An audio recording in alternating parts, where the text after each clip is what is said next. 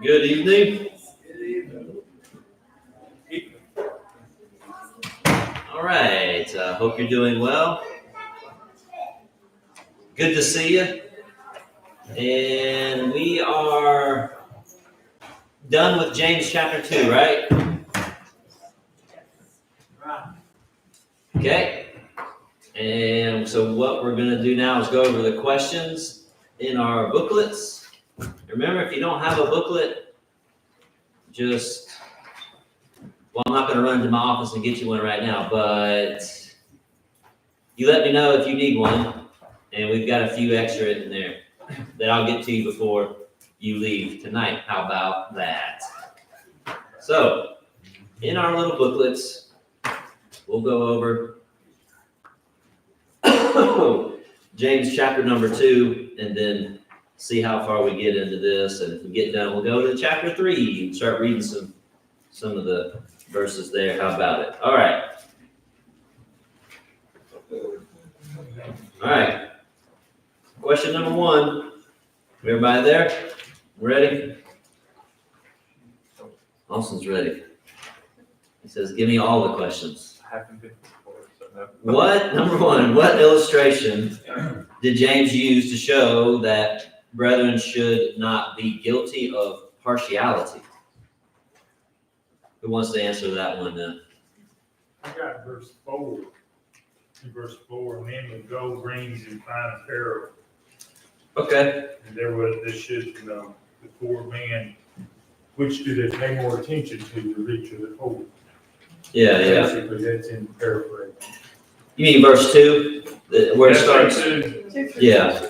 Oh, 2. 2 through 4, something like that. Yeah. I'm sorry. Okay. Yeah. Yeah, that's right. I mean, there it is, right there. And we said that this was probably something that didn't actually happen, but could have happened. Not saying that this was reported to James, but this is one of these hypotheticals that he brings up to make his point, right? Okay. There it was. All right, number 2. Those who show partiality and cater to the rich become judges of what? Evil thoughts or evil motives, right? And that's verse number 4. That's right. All right, let's see. Number 3, list 3 sins of the rich as stated by James. Somebody give me one of them. Okay, oppression. All right. Persecution. Yeah, I guess we would say that's dragging them into the courts, right? I think that would fall under persecution. I don't know if that's what you meant. Is that what you meant? Yeah. So oppression, persecution, and then the third one was what? Yeah. Blaspheming the name of Christ. That's exactly right. The noble name. All right. Good. Anybody get a fourth one? Despising the poor. Despising the poor? Yeah, okay. Then we could go under oppression, I guess, maybe.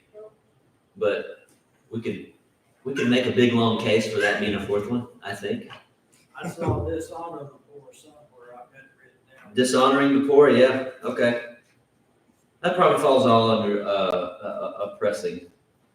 Yeah, verse 6 says dishonor the poor man, oppressing them, dragging them into the courts, be some persecution there. Anybody get anything else other than any of the words that we just said? No? I don't think that was a word, but nice try. Okay, number 4. How might God's people be both rich and poor? Okay, rich in faith. And then verse 5, poor of this world. Poor materially speaking. Rich in faith, heirs of the kingdom. Okay, yeah. Five really nails both sides down. Yeah, pretty much, right? Poor of this world, material, rich in faith, spiritual. Yeah, spiritually rich, materially poor. All right.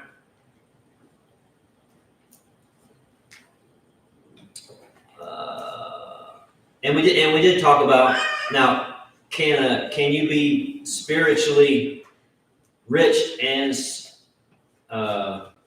materially rich? That is possible. Okay. Hard but possible. Yeah, I would agree with Jesus, right? We would agree with what Jesus said about it. Yeah. All right, number 5. What is the royal law?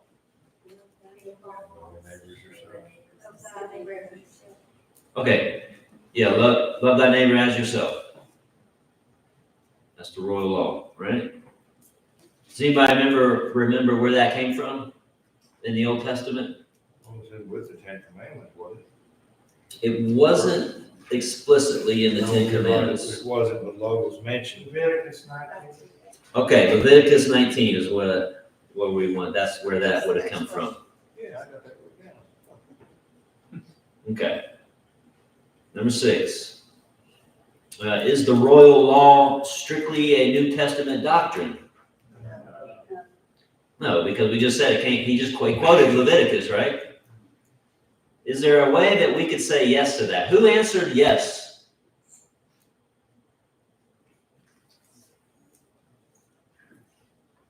Nobody. What if I tell you that I said yes to it? I would say, tell me. Well, I want you to think why would someone say yes? That is strictly in what sense would it be? Well, I agree that no, it's not, because it's in Leviticus. It comes right out of Leviticus. It's in the New Testament. Jesus said it was the second greatest commandment. Okay. Man, love thy neighbor as himself. Yeah, but in what way would this law be strictly a New Testament? Like, it's not. In what sense could this not be, in the way James is presenting it to us, in the way we right now as Christians view it? In what sense could it not be an Old Testament law? Because the Jews were the chosen people. Okay, the Jews were the chosen people, and we're not Jews. No, they didn't. They treated each other. Jews didn't treat each other. So. Do what now? Say that again. I'm sorry. The Jews didn't have to They treat. treated their own. Yeah. They took care of their own. They didn't treat those other people, as brethren or as neighbors. Yeah, didn't. Because they were making war with them. True. Yeah. Right. There were laws that the Jew was supposed to take care of the stranger, though, right? So no, it wouldn't have been exactly right, but there were some kind of, I don't know, provisions for the stranger, the heathen, I guess, that the Jews were to follow. Do you remember what I said where I was talking about this being a new commandment? Like, why is it? We said why is it the royal law? And we talked about because someone said it was because of Jesus, because he's the king, and I tend to agree with that. It has something to do with Christ, and so it couldn't, in that sense, that this law has to do with Jesus. In that sense, it's strictly New Testament, right? And not Old Testament, because when it was given in Leviticus, they didn't have Christ in view. Do you remember what we said? Why it's different for like the disciples of Jesus, as he was saying, I want you to love one another. And why it would be different for them? That command had different meaning for them than the loving your neighbor as yourself in the Old Testament. Y'all remember what we said? Okay, let's open up. Let's read it. Because if I just tell you, you won't remember it again. So let's go to John chapter 13.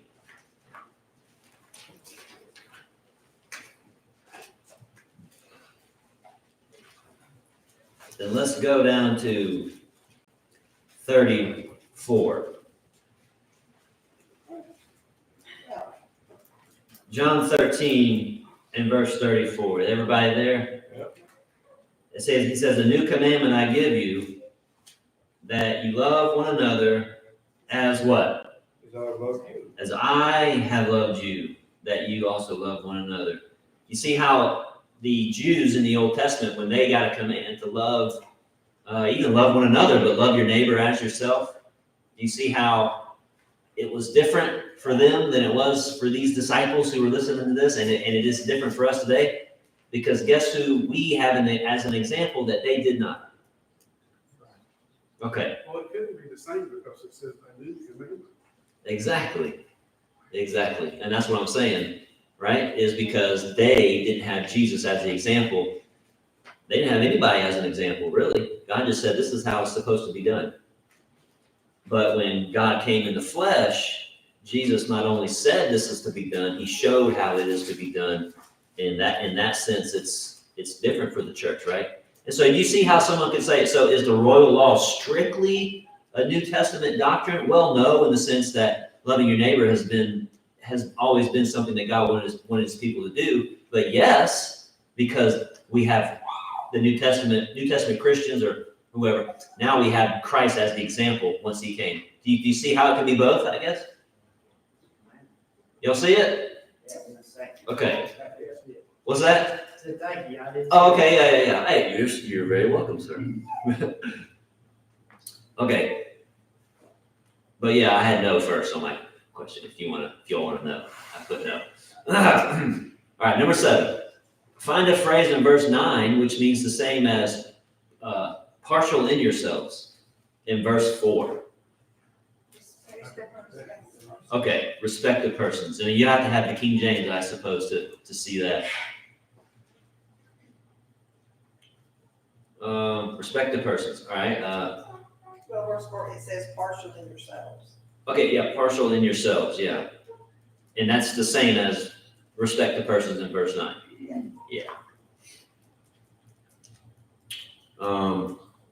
Like if you have a New King, where am I at? I'm not even in James. If you have another translation, you won't see respected persons, right? You see something different there. It just says show partiality. It's actually more similar to verse 4, if you have another translation. Okay. All right, number 8. Bring the class. Who did this one? Bring the class at least one other translation of verse 10. What is used in place of offend? I'm sure I didn't see anybody coming in with wheelbarrows full of Bibles. So I assumed that you wrote some stuff down, maybe. New King James says stumble. Okay, New King James, and if you have the American Standard Version, it'll say stumble. Fails. Okay, some will say fails. Okay, there's one version that says trip. Trip. But we get the idea, right? You get the idea, okay. Again, I'll say if you're somewhat computer savvy and you didn't have any idea how to go about answering this question because all you have is your version of the Bible, I would look up eSword. I'll plug eSword. I'm not being paid. This is not a paid advertisement. But eSword is free and it's pretty easy to use, and you can look up this kind of thing very, very quickly. And if you want a tutorial on it, I'll come up here. The elders would want me to. We'll do it on a Wednesday night. I'll pull up eSword on the screen and I'll show you how to use the thing. If you guys would be interested, just tell the elders that's what you want. All right, number 9. Christians will be judged by the law of liberty. What is this law? The gospel, the law of Christ. How do we know that? Okay, the Bible, it says. Where in the Bible? Like, what do you mean? I don't want us to just throw this out there and be like, well, yeah, that sounds right. 2:12. Yeah, 2:12. In James 2:12.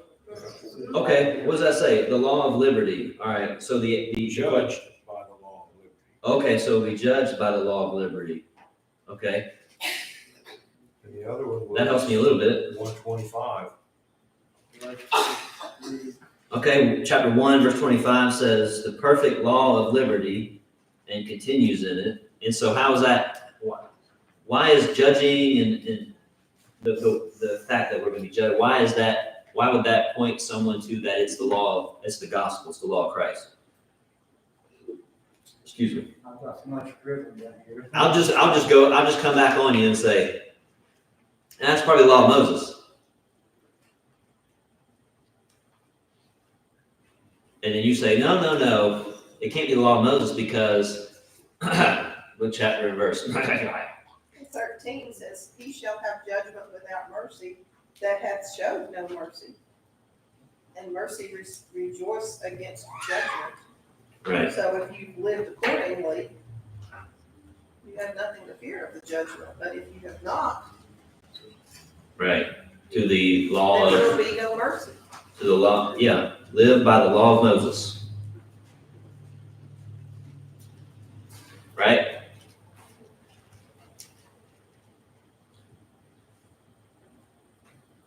I'm thinking New Testament.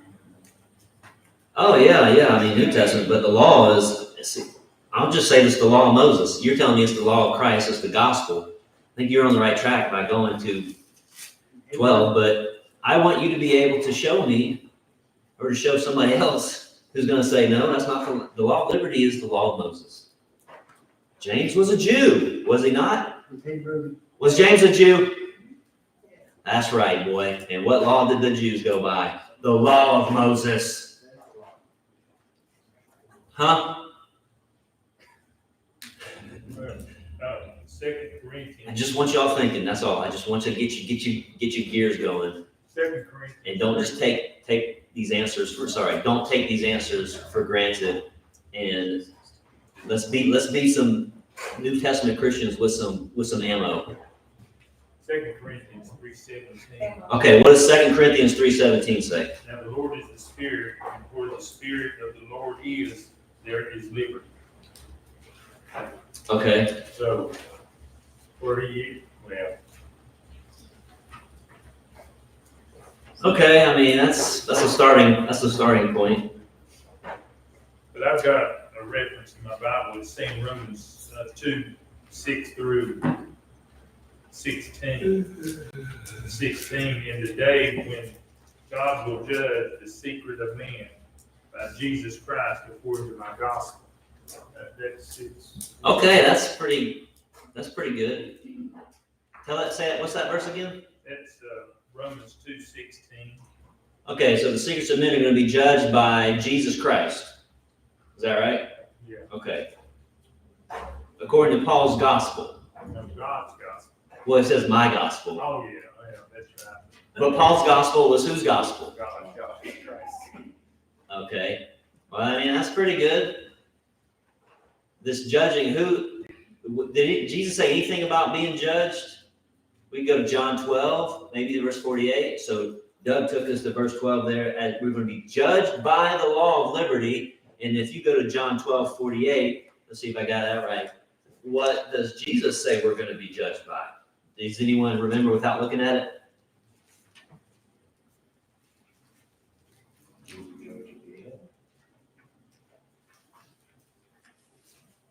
What does it say? What? Anybody looking at it? What does John 12:48 say we're going to be judged by?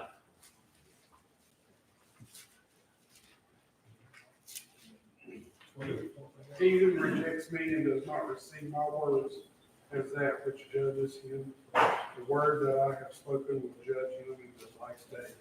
Okay, so in James 2:12, we're going to be judged by the law, and then Jesus himself says we're going to be judged by his words. So now you're getting to make your pretty good case to where this law is the gospel, right? It is the law of Christ by his words, right? In Hebrews, the 8th chapter talks about the first covenant wasn't right, wasn't fulfilled, but there's a greater one coming. So Okay, and then if I was giving you a little more fit about it, then you could go there and be like, look, the law, this particular law is gone, and there's a new one that took its place, basically. Yeah, you're right. Yeah. It might be good, like Galatians 6:2 mentions the law of Christ. Galatians 6:2. That would be one I would want to put in my memory banks. It just mentions the law of Christ, and so we're not going there to make anything harmonized with what James is saying here in chapter 2, but it mentions the law of Christ. That's why you would want to know where that is. 1 Corinthians 9 and verse 12 is another one of those that we're under, not that we're not under it, not that the Gentiles or anybody is under no law at all, because they're under law towards Christ, law towards or to Christ. 1 Corinthians 9:21. Or I might have said Romans, I might have said 12. 1 Corinthians 9:21. Okay, so we're good with that? It makes sense? So now you can answer anybody. Now you know the law of liberty, right? And not only do you know it, what it is, you know where to find it in the Bible. Which I have to say is pretty important. It's pretty important. And we can just start with your own knowledge and your own study first. That's pretty important to know where these things are. Then comes the importance of being able to have a decent, intelligent conversation with somebody. All right. Moving on, number 10, what will be the plight of the unmerciful at the judgment? No mercy. Number 11, faith is what if it has not works? Faith is dead. If one has, number 12, if one has faith without works, he's no better than what? The devils or demons who believe and tremble. Number 13, how was Abraham's faith made perfect? What? I heard by faith and by works. But it's by both. Working with it, his works working with his faith, right? Both. Okay. 2:21. Number 14, what Old Testament character besides Abraham is cited as an example of working faith? Rahab. Okay. 15 is optional, so I just completely skipped it. No. Okay, read the story of Abraham and Isaac. We could. I didn't plan on doing that. Reading the whole chapter of Genesis. I would hope that you guys did that. And the whole chapter of Joshua too. I hope you guys did that as well. And now we're going to answer these questions. Abraham and Isaac. Number 1 there, under 15. God told Abraham to take Isaac into the land of what? Moriah, and offer him for what? Burnt offering, one of the mountains.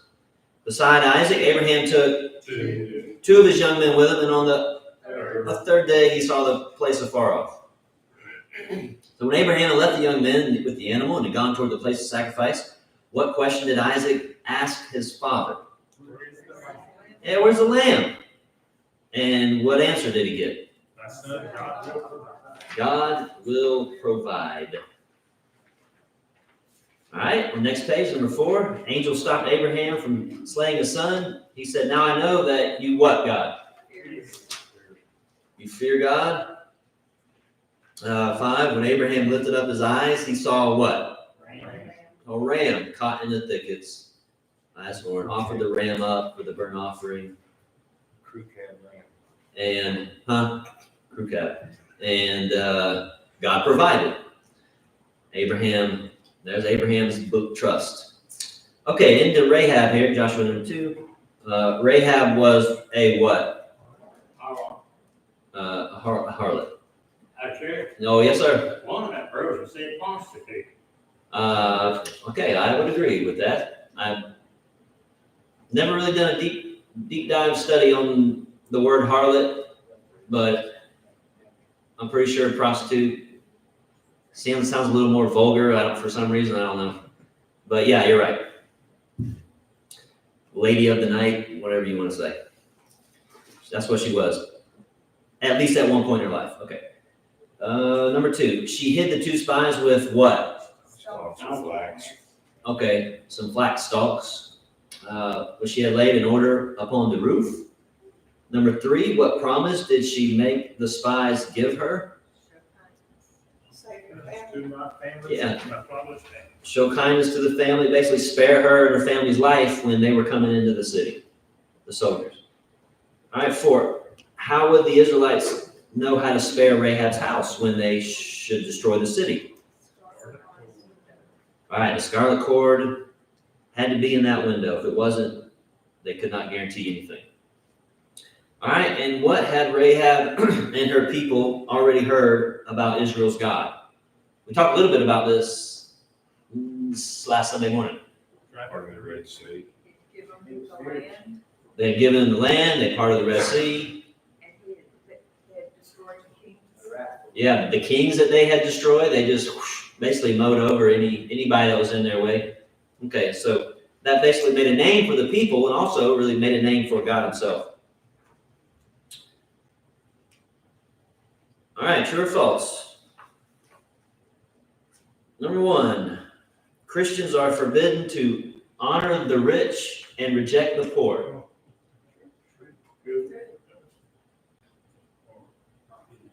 They're forbidden to honor the rich and forbidden to reject the poor.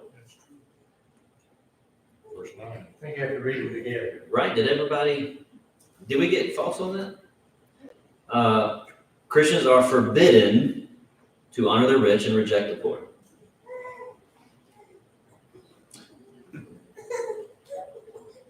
What if it said Christians are forbidden to honor the rich over the poor? It's false. That would change it. You think it would be? Look at verse 9. But in the context, Yeah. that's what it's talking about. Yeah. None, but if you show partiality, you commit sin and are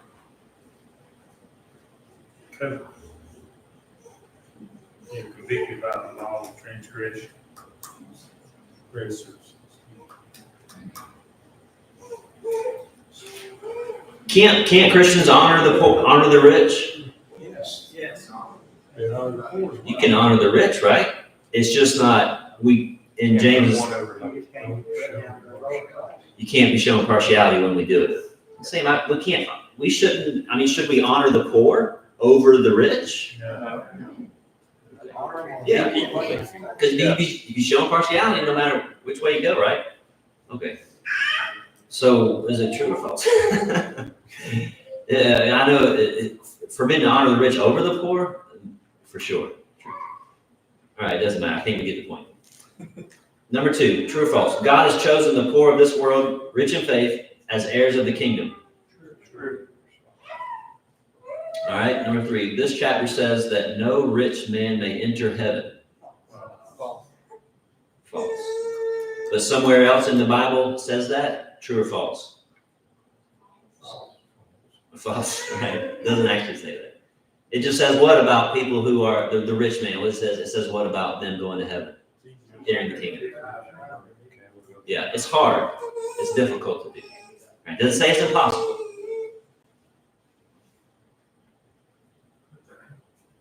Okay, well, number 4. The royal law and the perfect law of liberty from chapter 1 are the same.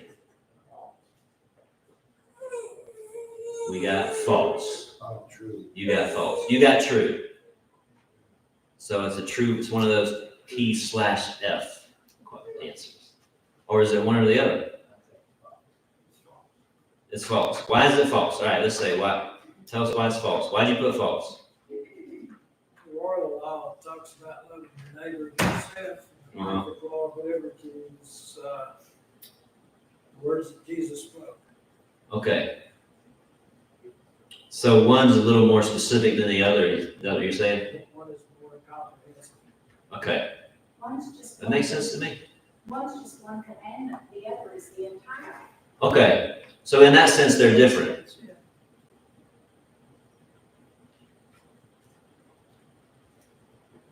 The perfect law contains the royal law, but it's not. Okay. Okay, so those who got true, does that make sense? Or do you have another explanation for true? So those on the true side, did you hear what they said? No, I didn't. The royal law is kind of like a subset, is a part of Paraphrase. the bigger law of liberty. So the law of liberty Then you have all these different ones, and one of them is the royal law, which is love your neighbor as yourself.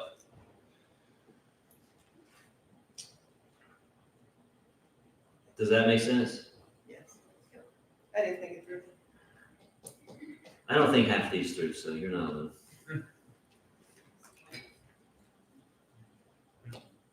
I get some wrong sometimes, okay? I'm not perfect. Verse number 5. Verse 11 helps us to understand the meaning of verse 10. Verse 11 helps us to understand the meaning of verse 10. True or false? Looks like it's true, yeah, doesn't it?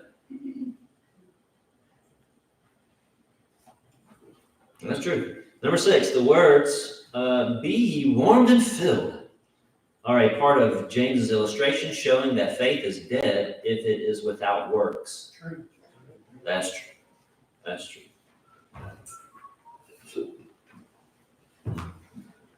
Number 7, Christians show their faith by their works. True or false? True. Didn't I get false? No. Excuse me. Abraham and Isaac are mentioned in this chapter, but Sarah is not. True. The spies sent to Rahab's house are called messengers. True. Yes. Only 2 of the 10 commandments are given in this chapter. Oh, okay. So the false, only 2. So, all right. So name them off. How many of them are there in this chapter? I found a certain, that's it. Oh, yeah. Okay. Well, what's the? Verse 11. So verse 11 is. Verse 8 and verse 11.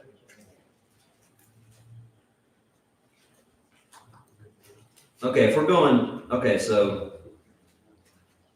verse 11 definitely has 2, right? Yep. If you read Exodus 20, or I think Deuteronomy 5, do you find loving your neighbor as yourself in that list?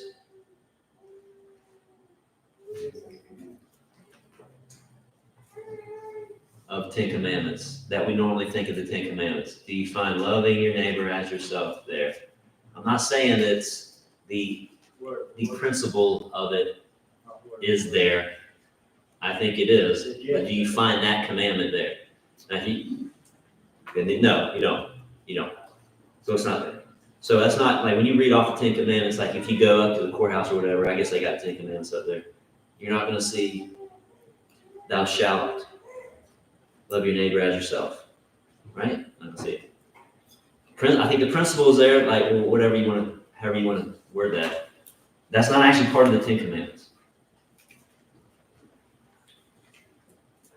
So, only 2 of the 10 commandments are given in this chapter? True.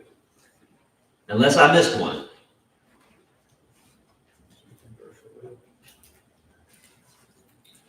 Anybody got a 3rd one or a 4th one? Okay. Okay. Leave it there. Does anybody have any questions? Do you want to go back over something? Yes. Yeah, okay. Question 9, we rambled a lot, I never did get the, Yeah, I do that. Okay, the thought question one? yes. All right, so what is the law? So the law of liberty is not the gospel, it's the words that Jesus spoke. Well, isn't it both? Well, is it? I would say yes. Yeah, I would say yeah. Okay, so the answer to the question is the gospel and the words that Jesus spoke. I think taking all of that and putting it together, yeah, to give a really good answer for it. The law of Christ, Galatians 6, the law towards Christ, 1 Corinthians 9, the words that Jesus spoke, John 12, and then Romans 2, the gospel. Yeah. Right, all of those would be, we use those maybe give different little points of view towards the very same thing, kind of like we do sin and transgression and iniquity. Those are 3 different words talking about pretty much the same thing. Kingdom, church, bride, house, that's all talking about the same thing, right? Just a little bit of a different point of view, I guess, right? True. Huh? True. Number nine is not, number 9 on the true or false is true.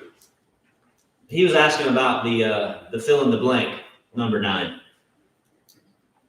It's the law of Christ, basically. Law of Christ or the gospel. I mean, that's my take on it anyways. That's what I think it is. Someone smart can come along and be like, that's not really what it is. Okay.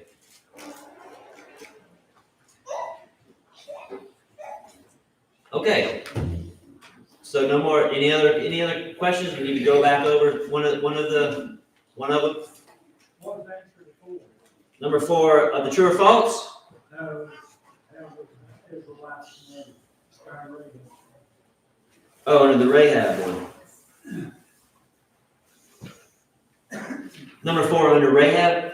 The one, the Israelites came to destroy the city, to fire her house. Rahab's house. Yeah. How would the Israelites know? How did they know? The scarlet cord. So you remember the scarlet cord? So you remember they were let down the window by this cord, and that very same cord, they said, make sure this stays in the window. And then when we come in, you'll be the only house with it, and we'll know which one's yours. Let's see, that's probably, yeah. Verse 18 of Joshua 2. All right, any others? All right, good.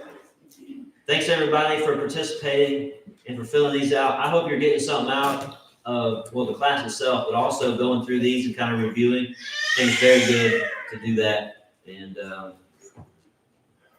yeah, keep it up. All right, next week will be next Wednesday is going to be the last day of our gospel meeting. So we're going to pick up with James chapter number 3 in 2 weeks. Okay, plenty of time to prepare and just eat James chapter 3. Just eat it, and then this class will go like smooth as butter. Thanks, everybody.